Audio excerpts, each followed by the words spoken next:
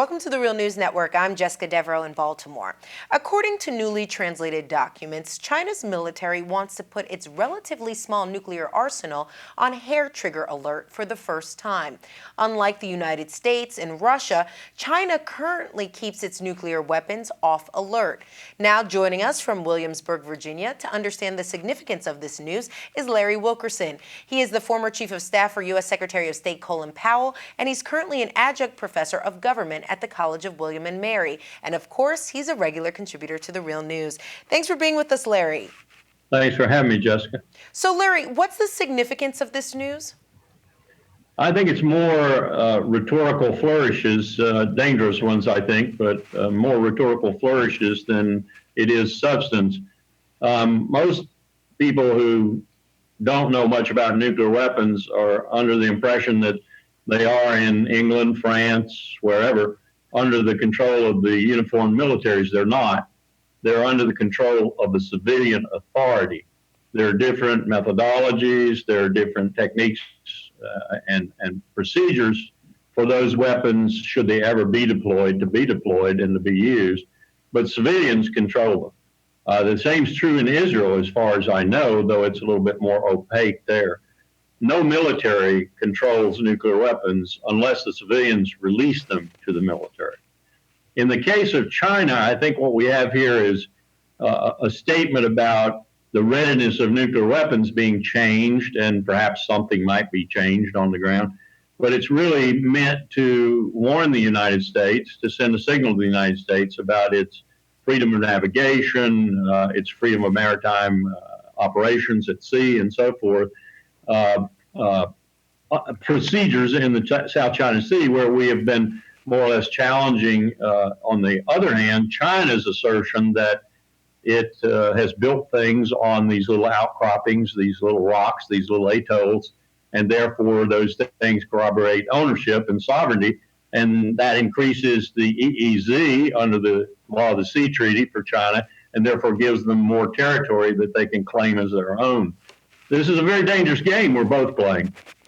Yeah, and some folks would say it's even more dangerous game because of the way this hair trigger alert system works, because doesn't it mean that a technical glitch or human error could actually cause an accidental launch of a nuclear weapon in response to a false warning? We've had some close calls in the past, like in 1979 at the North American Aerospace Defense Headquarters, and in Russia, back when it was the Soviet Union in the 80s, it faced this type of errors that could have prompted a nuclear launch. So if China is even considering the possibility of using this high alert system, shouldn't we be concerned? Isn't that just one more state actor that could potentially make an error and launch an attack inadvertently? Jessica, I'm far more concerned about what are rumored to be, and they're strong rumors, nuclear-tipped submarine-launched ballistic missiles on board two Israeli submarines furnished to them by the Germans, sailing around the Eastern Med or even maybe the Northern Indian Ocean that am the Chinese.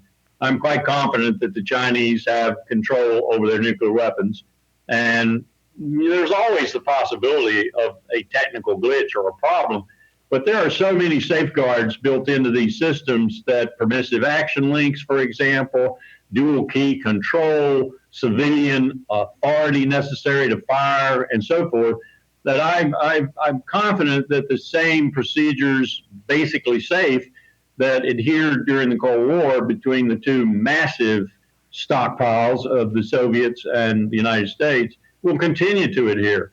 I'm far more worried about a loose nuke, if you will, a situation where one is in transit or one is not quite as secure as it should be.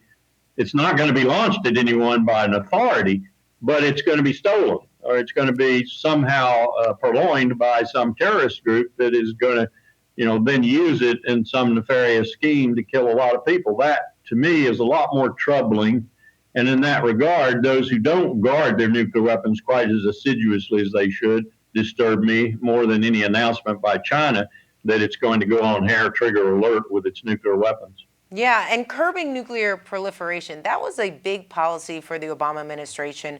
I don't know if you remember the president's speech in Prague in 2009. He declared that he, quote, would see America's commitment to seek the peace and security of a world without nuclear weapons. Really high ambitions for the president. How good has the president been on keeping his word to push for nuclear disarmament for the U.S.? Absolutely lousy. We're going to spend something like $1 trillion plus over the next 30 years to keep the military industrial nuclear complex alive. And we're going to argue that it's for surety purposes. That means we need to know they'll go off should we use them. And it's going to be argued that it's for safety purposes. That is, that they're not growing so old in the stockpile that they might accidentally explode or whatever. While both of those purposes are legitimate, and both of them do need effort and funds expended, they do not need $1 trillion. We do not need to modernize our nuclear weapon arsenal. What we need to do is reduce it. We did the Moscow Treaty in 2002, and we made a major inroad into that with both the Soviets, the Russians, and us, the two main holders of nuclear weapons in the world. And we needed to continue that progress. There have been analyses done that show, for example, that we and the Russians could probably go down to 300 or 400 and feel very confident that that would deter one or the other or anyone else in the world. That would be a much safer posture and not present some of the problems we've talked about with accidental launch or stealing or whatever. But it looks like now we're going to stay pretty much where we are, maybe even increase a little bit, modernize, make sure they're safe and all those kinds of things, keep the military industrial nuclear complex alive.